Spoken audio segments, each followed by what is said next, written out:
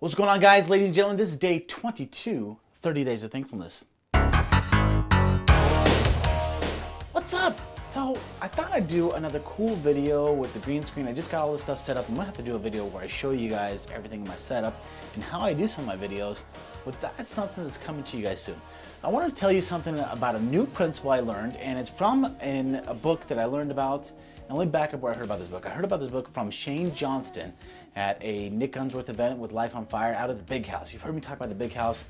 If you want to see the Big House and stuff, go back to my 30 days video challenge that Chris Cerrone put out the first time, and that was with out of the Big House, where we had just a mastermind event. And what is this principle that I've learned and I'm learning to master as I do it?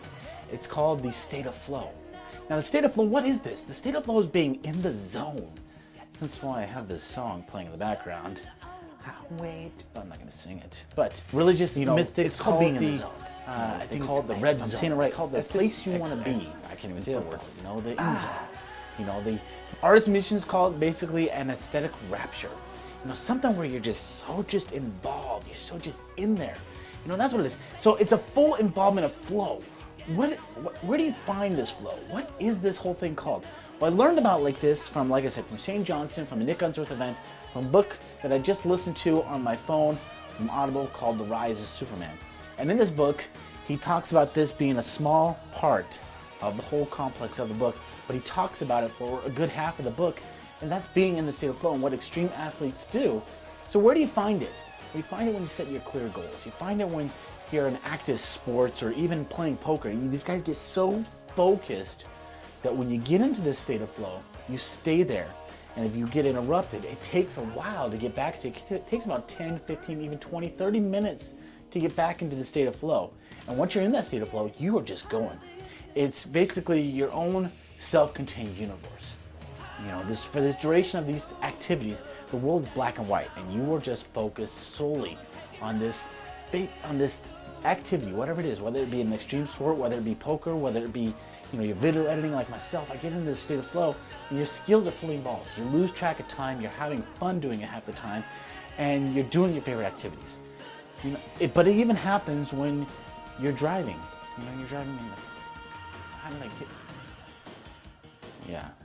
I get here? You're in that state of flow when you're driving in the car and all of a sudden you're like, well, how did I end up here?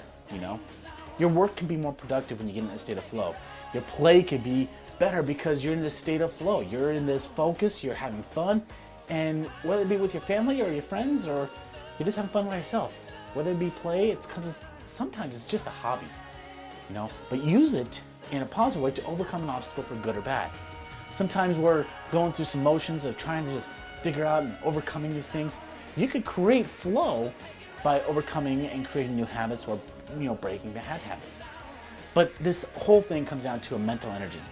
Focused attention motivates action, right? So if you have this focused attention on creating this action, boom, there you go. And it's an awesome place to be.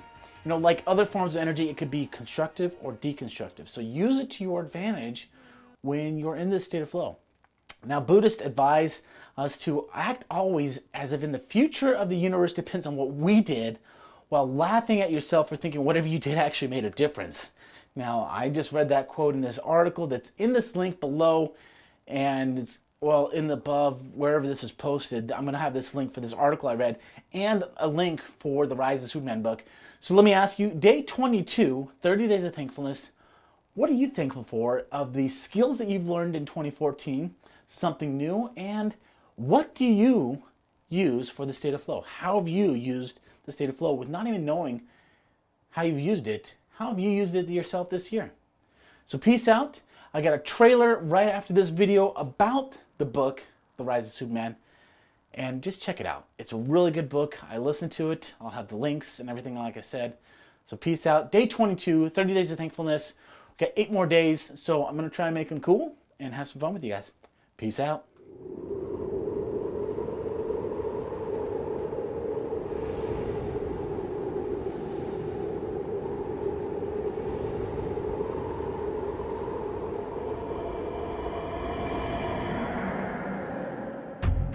Flow is technically defined as an optimal state of consciousness. In a simple very simple definition, flow is a heightened state of decision-making. It's near perfect decision-making.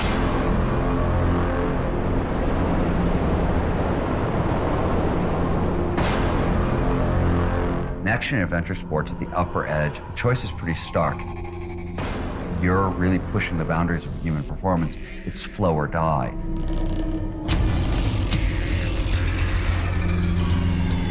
We're using the action and adventure sport athletes as case studies, right? We're using their feats as a way to get at the deep science of ultimate human performance. You have to stop and think about this. If we can essentially decode what these guys are doing, we can apply this knowledge across all domains in society.